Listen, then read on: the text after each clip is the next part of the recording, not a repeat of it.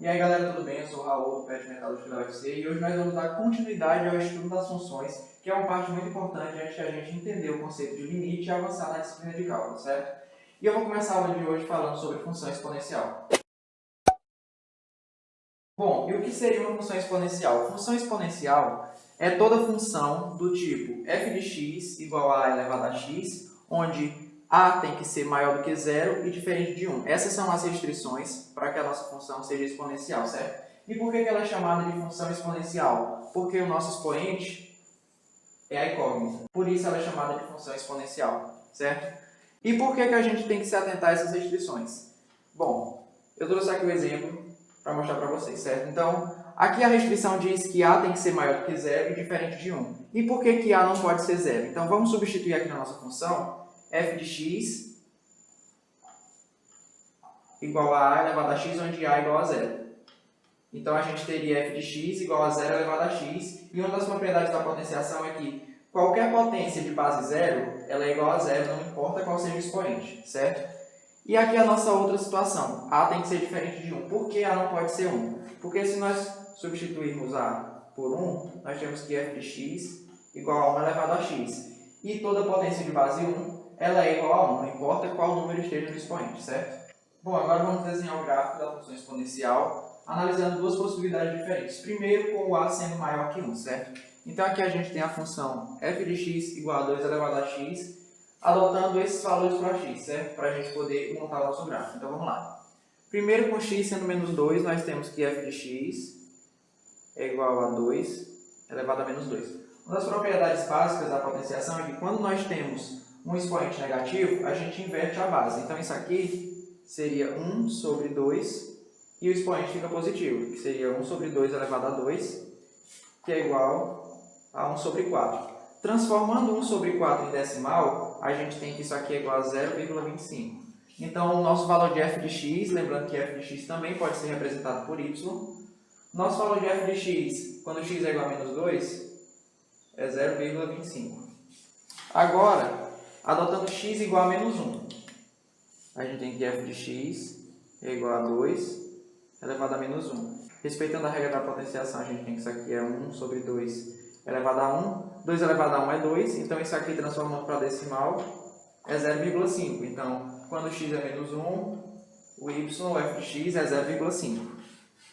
Agora, x igual a 0. Nós temos que f de x é igual a 2 elevado a 0.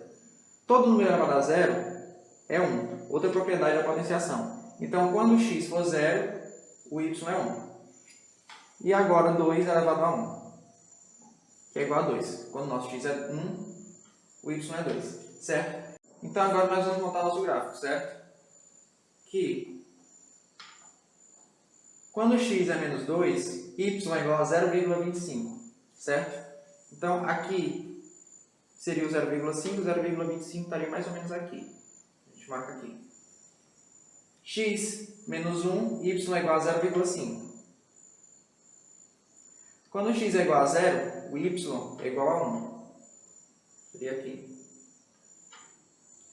E quando x é igual a 1, o y é igual a 2. Então, se a gente continuasse montando e a gente colocasse, por exemplo, x igual a 2, substituindo seria f de x igual a 2 elevado a 2 e aqui seria 4. Então, quando x é 2, o y é igual a 4, certo? Então, a gente tem que o gráfico dessa função, ele é mais ou menos assim, ó. Vou colocar mais aqui. Ele é uma curva crescente, certo? E é importante lembrar que não importa o quão próximo o gráfico chegue do zero, ele nunca vai encostar no zero, ele nunca vai ser zero, porque uma das condições é que o número seja sempre, o número de A seja sempre maior que zero. Então, ele pode ser 0,00001, mas ele nunca vai ser igual a zero. Ele tende a zero, mas não chega a ser nulo. Bom, agora vamos analisar uma outra situação, sendo dessa vez o A um número entre 0 e 1, certo? Maior que 0 e menor que 1. Então, a gente tem aqui que f de x é igual a 1 meio elevado a x. Isso aqui é 0,5 elevado a x, mas a gente vai trabalhar com fração mesmo. Então, vamos substituir pelos mesmos valores de anteriormente, certo? Aqui f de x igual a 1 meio elevado a menos 2. Como eu falei, a gente inverte a base quando o expoente é negativo. Então aqui vai ficar 2 sobre 1 elevado a 2. 2 sobre 1 é 2. Então vai ficar praticamente 2 elevado a 2, que é igual a 4. Então a gente marca aqui o primeiro ponto. Quando x é menos 2, o y é 4. Então vem aqui, mais ou menos. Certo? Próximo, f de x igual a 1 meio elevado a menos 1. Mesma coisa, a gente inverte. Vai ficar 2 sobre 1, que é igual a 2. 2 elevado a 1, que é 2. Então, quando x é menos 1, o y é 2. Certo? Agora, substituindo por zero. Propriedade da potenciação é que todo número elevado a zero é 1. Então, aqui seria 1. Quando x é 0, o y é 1. E o x sendo 1 agora? Que seria 1 meio elevado a 1 é igual a 1 meio. Isso aqui transformando em decimal é igual a 0,5, certo? Então, quando o x for 1, e aí ele ficaria mais ou menos aqui no meio, certo? Ligando os pontos, nós temos que o gráfico dessa função é mais ou menos assim, certo? Dessa função exponencial. Então, a partir disso, o que a gente pode deduzir, certo? A gente deduz que quando o a ele é um número maior que 1, a nossa função ela é crescente. Quando o a ele é maior que 0 e menor que 1, a gente tem uma função decrescente. Tudo bem? Agora nós vamos resolver uma questão, certo? Coloquei aqui algumas informações da questão e eu vou ler ela para vocês. Uma determinada máquina industrial se deprecia de tal forma que seu valor T anos após sua compra é dado pela lei abaixo. A lei é essa. V de T é igual a K vezes 2 elevado a 0,2T. Onde K é uma constante real. Se após 10 anos a máquina estiver valendo 12 mil reais, determine qual valor ela foi comprada, certo? Então, o que ele diz? Essa é a lei que determina o preço da máquina, certo? Preço de depreciação. E ele diz que após 10 anos da sua compra, ela está valendo 12 mil reais. Então, a gente tem que ver de T é igual a 12 mil, certo? Então, 12 mil igual a K vezes 2 elevado a menos 0,2 vezes T. T, no caso, é o tempo, de 10 anos. 0,2 vezes 10 é igual a 2. Então, ela fica assim. 12 mil igual a K vezes 2 elevado a menos 2. Como eu expliquei, quando o expoente é negativo, a gente inverte o valor da base. Então, ficaria 12 mil igual a K vezes 1 sobre 2 elevado a 2. Isso aqui é igual a 1 sobre 4, certo? 1 sobre 4, a gente transformando em decimal, é igual a 0,25. Então, fica 12 mil igual a K vezes 0,25. Certo? Aqui está 0,25 está multiplicando, passa para o outro lado dividindo. Então, fica assim. 12 mil dividido por 0,25 igual a K.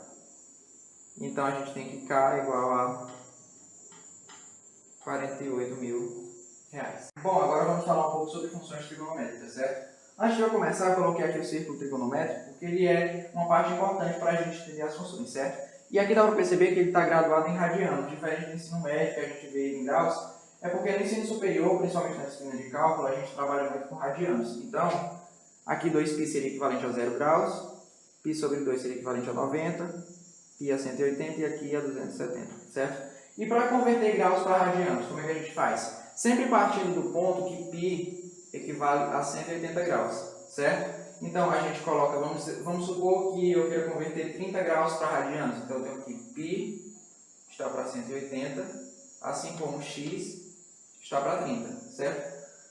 Faz regra de 3 e faz 180x igual a 30π.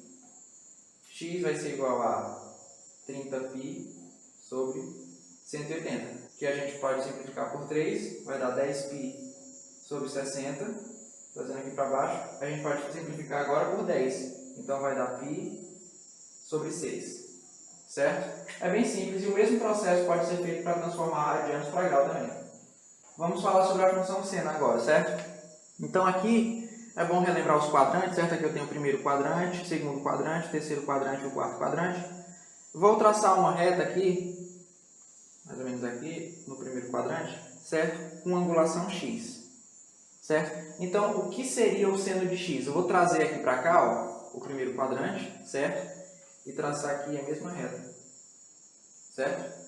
Lembrando que o círculo trigonométrico ele tem valor unitário, ou seja, o raio dele vale 1, certo? Então, aqui a gente pode dizer que essa reta ela tem o valor de 1, certo? E o que seria o seno? O seno seria a projeção dessa reta aqui no eixo y, certo? Então, esse valor aqui seria o seno.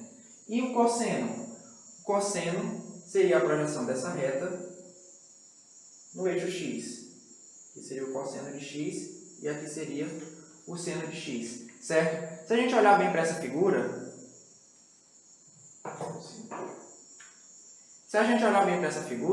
a gente percebe aqui que nós temos, ó, triângulo retângulo, certo? E aí a gente chega em uma das relações fundamentais das funções trigonométricas, relembrando o que a gente viu no ensino médio sobre o Teorema de Pitágoras. O Teorema de Pitágoras diz que o cateto A ao quadrado mais o cateto B ao quadrado é igual à hipotenusa ao quadrado, certo? Então aqui, ó, o cosseno ele está assumindo a posição de um cateto e o seno também, certo? Então, o seno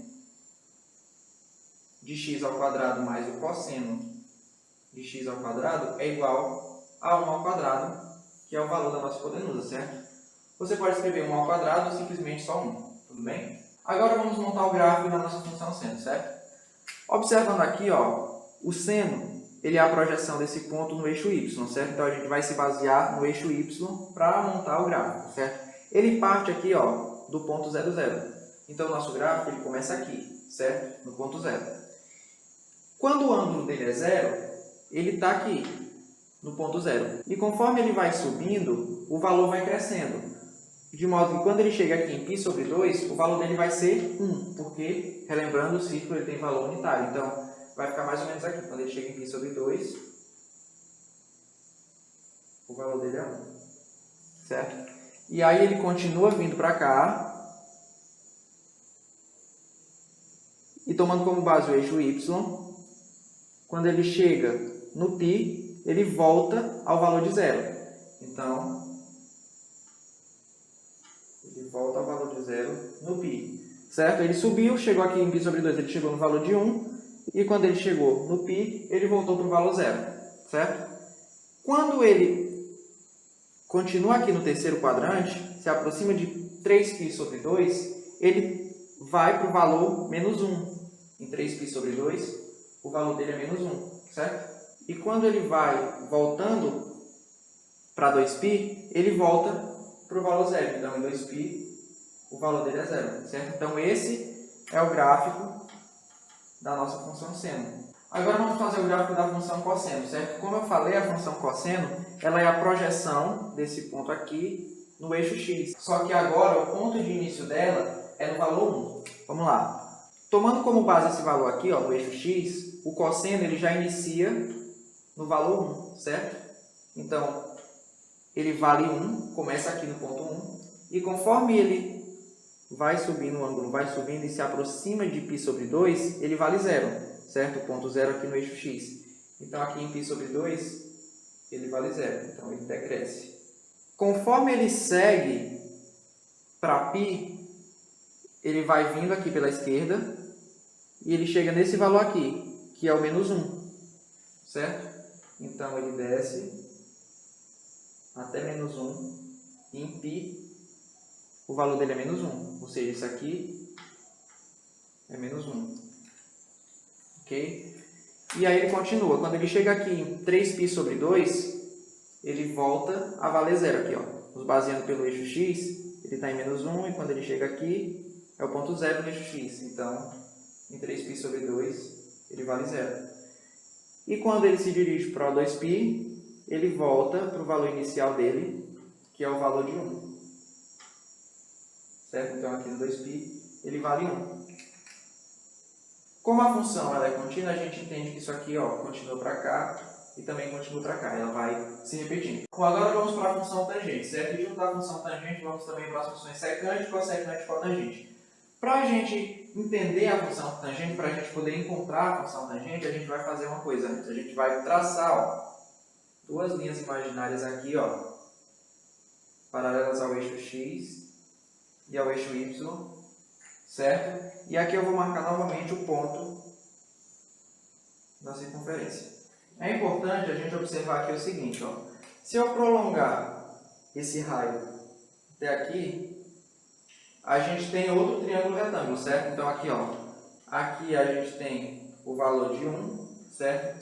Esse outro cateto aqui vai ser a tangente de x, certo?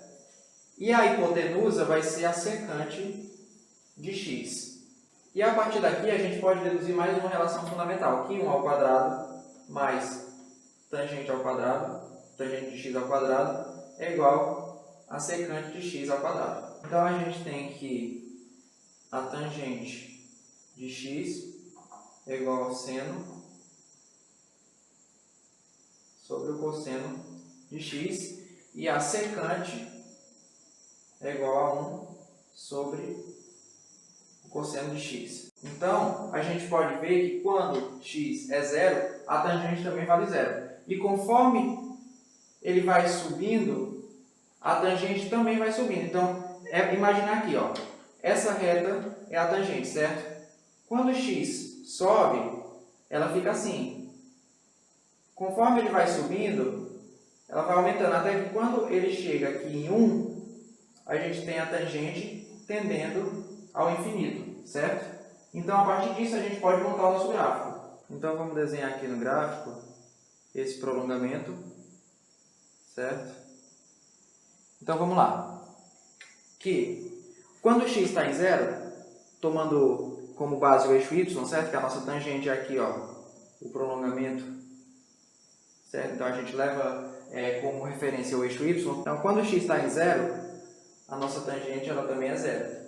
Conforme ela vai se aproximando de π sobre 2, como eu falei, ela está aqui.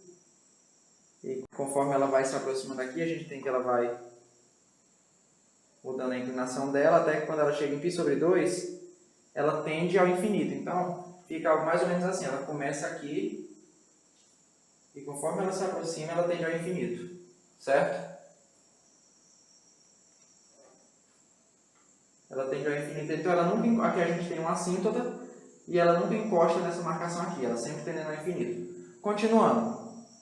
Aqui, quando ela está em π, tomando como base aqui a nossa linha imaginária, ela já vem do menos infinito, certo? Por quê? Vamos imaginar que a gente tem uma angulação aqui, então a linha, a linha imaginária, a linha complementar, ela está bem mais ou menos aqui, certo? E conforme ela vai se aproximando aqui do π, a gente vê que ela tende ao menos infinito aqui, menos infinito, certo? Lembrando que o terceiro quadrante ele é negativo, certo? Por isso que ela vem do menos infinito. Então, ela vem mais ou menos assim, ó.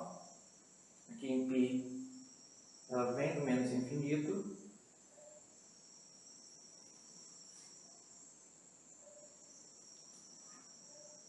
Menos infinito, né? Aqui. E quando ela se aproxima de 3π sobre 2, já no quarto quadrante, ela se aproxima do infinito. Então, ela sobe. Certo? Ela não encosta nessa linha tracejada, ela sobe.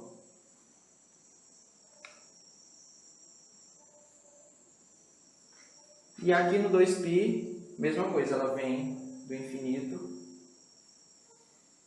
Certo? Então, o gráfico da nossa função tangente, ele é mais ou menos assim. Agora vamos montar o gráfico da secante, certo? Com a secante, o que acontece? Quando o x vale 0, a secante vale 1. Por quê? Vamos lá. Aqui, ó, tomando como base o eixo x, o x é 0 e o valor da secante é 1, certo? E conforme ela vai se aproximando aqui do π sobre 2, ela vai tendendo a mais infinito. Aqui a gente tem a secante, certo? E considerando que ela é o prolongamento desse raio, quando ela chega para cá, ela se prolonga mais. E conforme ela vai se aproximando, mais ela se prolonga. Então, a gente tem que, quando ela se aproxima aqui do π sobre 2, ela começa em 1 e tende para mais infinito. Agora, a melhor forma da gente analisar o sinal é pensar que a secante de x é igual a 1 sobre o cosseno. Então, a gente tem aqui, ó, segundo quadrante, certo? O cosseno aqui é negativo. Então, a partir desse ponto, então aqui, ó, como no segundo quadrante do cosseno ele é negativo, 1 dividido por uma coisa negativa ele é negativo. Então, a minha secante, ela vai sair aqui do π sobre 2 e ela vai chegar aqui do π em menos 1. Então, ela vai sair do menos infinito no π sobre 2 e quando chegar no π, ela vale menos 1, certo? E depois ela volta de novo para o mais infinito aqui no 3π sobre 2, certo?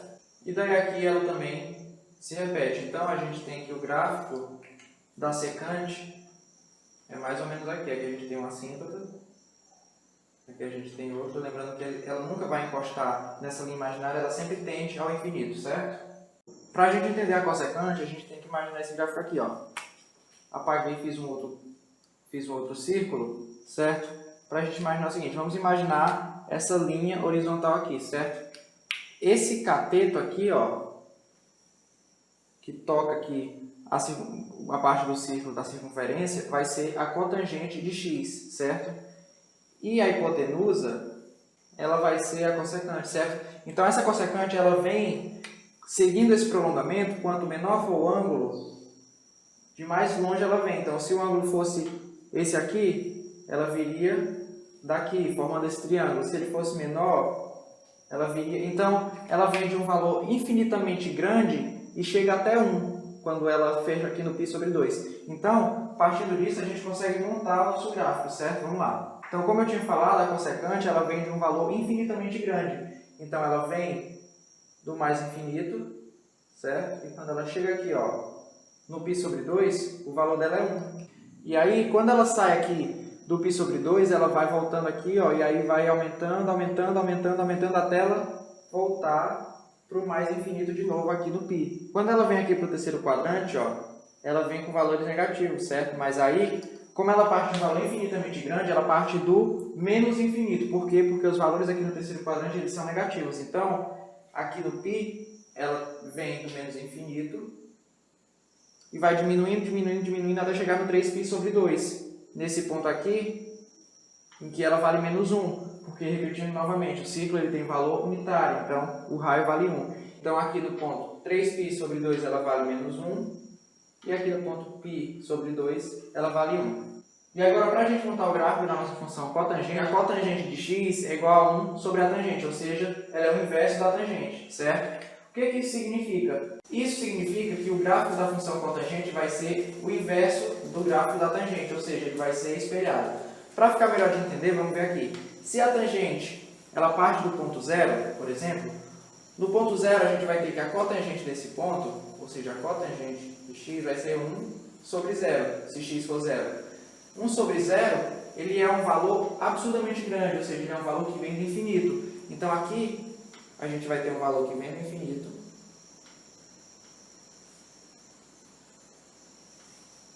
E quando chega aqui, próximo de π, o valor dele é 0.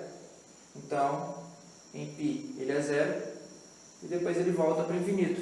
É exatamente o oposto da nossa função tangente, certo? O gráfico ele é exatamente espelhado na função tangente. E aqui, ela tende ao infinito. E a mesma coisa aqui em π, certo? Ela vem do infinito, chega ao ponto 1, aqui em 3π sobre 2, e vai para o menos infinito aqui no 2π, certo? Enquanto a função tangente ela tem um gráfico saindo aqui, então o gráfico dela ele é assim, o da função cotangente é exatamente o contrário, ele vem do infinito, passa por um ponto até o menos infinito, certo? Então ele é exatamente espelhado. Bom, para finalizar agora, eu vou resolver um exemplo com vocês sobre trigonometria básica, certo? Vamos lá. A figura abaixo representa um avião que decolou sob um ângulo constante de 40 graus e percorreu 8.000 metros em linha reta. Então aqui, ó, o trajeto que ele fez em linha reta de 8.000 metros. Nessa situação, qual a altura se encontrava o avião ao percorrer essa distância? Então ele dá aqui o ângulo, 40 graus, o ângulo que o avião decolou, a distância que ele percorreu em linha reta, que foi de 8.000 metros, e ele quer saber essa altura aqui, vou chamar de x, certo? Aqui a gente tem um triângulo retângulo, 8.000 no caso aqui seria a nossa hipotenusa, certo? Aqui a gente tem um ângulo de 40 graus, aqui nós temos o cateto adjacente, que é o cateto vizinho ao ângulo, e aqui a gente tem o cateto oposto, que é exatamente o que a gente quer descobrir, o nosso x, certo? Qual relação nos permite descobrir o valor de x? Seno. Ele dá aqui o valor do seno, ó. Então a gente tem que seno de 40 é igual a cateto oposto sobre a hipotenusa, certo? Nossa hipotenusa ele dá que é 8.000, então seno de 40 é igual, vamos chamar de x sobre 8.000, e ele dá o valor do seno de 40, que é 0,64. Então, 0,64 é igual a x sobre 8.000. É só a gente passar o 8.000 aqui que está dividindo para o outro lado multiplicando. Então, vai ficar 0,64 vezes 8.000, que é igual a 5.120 metros, certo? Essa era a altura que ele se encontrava. Bom, galera, essa foi a nossa aula de hoje, certo? Espero que vocês tenham gostado, tenham conseguido entender. Qualquer dúvida, chama a gente lá no Instagram, o Pet Metal UFC. Deixa dúvida aqui nos comentários também. Manda esse vídeo para aquele seu amigo que está iniciando agora na engenharia, que precisa entender um pouco esses conceitos básicos antes de começar, certo? E é isso. Espero que vocês tenham gostado. Um abraço.